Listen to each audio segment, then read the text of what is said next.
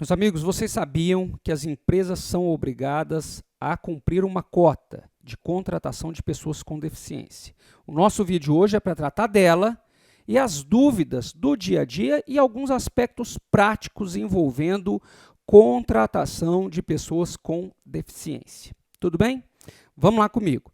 Nós sabemos, você já estudou isso lá na faculdade, pessoas que não são da área jurídica, há uma ação afirmativa, né? As ações afirmativas são medidas de compensação, privilégios temporários, né, para falar uma linguagem mais didática, de pessoas que foram excluídas historicamente.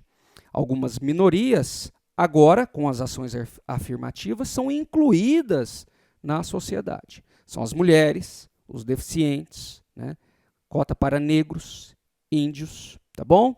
Então, foram pessoas que ficaram à margem dos direitos historicamente. No tocante a PCD, as empresas, marque aí, com mais de 100 empregados, são obrigadas a cumprir uma cota, que varia de 2% a 5% do quadro de empregados da empresa. Então, só para a gente deixar aqui bem claro, empresas com mais de 100 empregados, e aí tem todo um escalonamento, né? Pega o número total de empregados e precisa cumprir a cota. No mínimo 2% desse quadro, no máximo 5%. Muito bem. A empresa que não cumpre a cota de PCD, ela será autuada pela fiscalização do trabalho, porque está descumprindo uma norma legal. Certinho?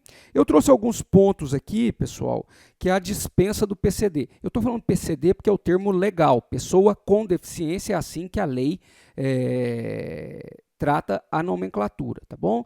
No dia a dia nós falamos pessoa com necessidades especiais e tantos outros nomes. Aqui eu vou falar PCD para ficar mais didático. A dispensa do PCD, você precisa lembrar que naquela vaga há necessidade de contratação de um outro PCD ou de uma pessoa reabilitada pelo INSS. Então, o reabilitado é aquele que sofreu alguma redução da sua capacidade física ou psíquica e aí ele é readaptado em outra função. Sobre a dispensa do PCD, eu queria trazer aqui duas reflexões, preste bastante atenção aqui. A primeira é o seguinte: a empresa já cumpre a cota, já tem um número de PCD. Ela pode dispensar o portador de necessidades especiais, o empregado com deficiência? Sim ou não? Tem um julgado do TRT do Rio Grande do Sul, fala que não. Fala que esses requisitos são cumulativos. A cota e sempre para aquela vaga em que havia um PCD, precisa de um outro PCD ou reabilitado. Certinho? Há outro posicionamento no sentido que fala o seguinte: se a empresa já cumpre a cota, ela pode dispensar o PCD. Tudo bem? Qual é o seu posicionamento? É importante que você tenha o seu, né, e escrever sobre esse tema. Nós não temos visto bons artigos envolvendo contratação de pessoa com deficiência. Fica a dica. Outro ponto que eu trouxe aqui é o pedido de demissão. O empregado com deficiência pode pedir demissão? Pode, assim como qualquer outro empregado. E aí ele pede demissão, aquela vaga que tinha, o empregador está obrigado a contratar o PCD, se ele já cumpre a cota? Então há esses dois posicionamentos, um que precisa ser necessariamente um outro PCD e o outro não, ele está liberado para contratar quem ele quiser.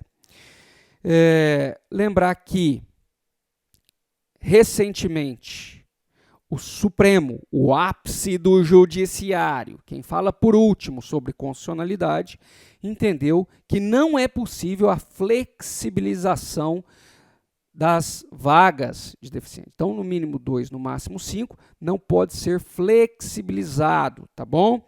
É uma decisão recente, né, que é aplicado aqui embaixo. Eu peguei um caso em substituição. Um colega entrou com uma ação e eu que fui na audiência, porque ele estava em outra audiência no mesmo dia, né, no Ministério Público, trabalha aqui em Ribeirão, por exemplo, nós somos em 4 procuradores. Quando um sai de férias, licença ou tem outro compromisso, nós temos que substituir a banca de processos do colega. Eu estava em substituição numa ação que eu achei muito interessante. O Ministério Público do Trabalho atua para fazer com que as empresas cumpram a cota. Então funciona mais ou menos assim. A fiscalização do trabalho, o auditor fiscal vai lá, autua, multa administrativa. Manda a multa para a gente instaura um inquérito. Chama a empresa e fala, olha, vocês querem cumprir a cota? Vamos fazer um TAC, a gente encerra agora, vocês cumprem o TAC espontaneamente. Se eles não querem firmar o TAC, ação civil pública. Eu estava lá numa ação civil pública de uma empresa de limpeza, a maior empresa de limpeza aqui de Ribeirão. Estou gravando a aula de Ribeirão Preto, essa nossa conversa, interior de São Paulo. E aí a discussão era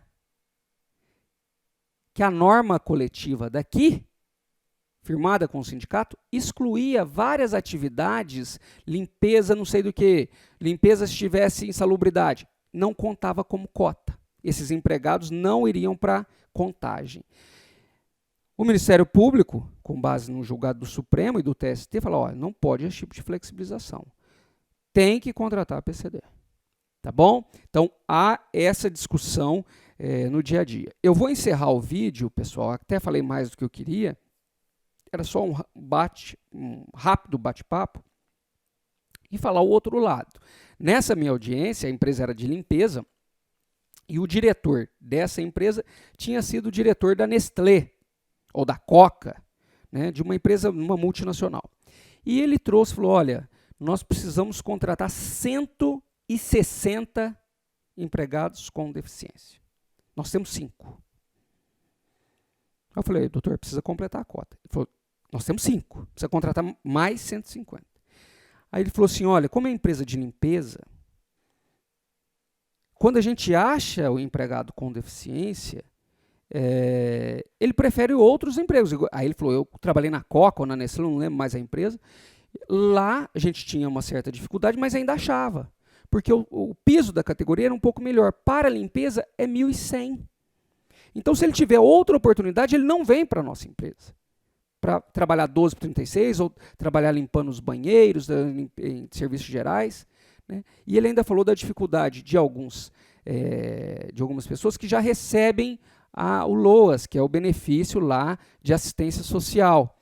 Então, trouxe toda essa discussão para o processo. Muito bem, não cabe flexibilização e a empresa está obrigada. Tem outro lado, é bom a gente sempre ver o outro lado também, que é a dificuldade de achar essas pessoas. Né? Há toda uma dificuldade de capacitação de pessoas com deficiência.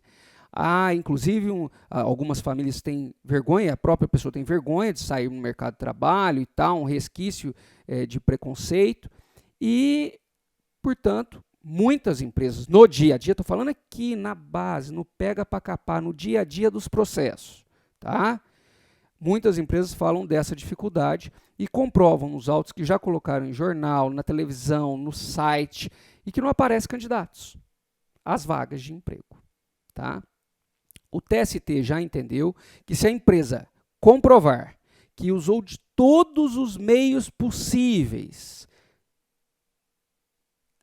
afasta o pedido de dano moral coletivo feito pelo Ministério Público do Trabalho, a condenação por dano moral coletivo. Não afasta, por outro lado, a obrigatoriedade na contratação de pessoas com deficiência. Esse tema é muito interessante a gente estudar, escrever, né, e desenvolver no dia a dia. Tudo bem, pessoal? Para mais informações desse tema, eu escrevi bastante neste livro aqui, que é meu livro mais completo, O Direito do Trabalho, né? 5ª edição, que já vem até com vídeos, e eu tratei de vários assuntos de pessoa com deficiência neste livrinho aqui, tá bom?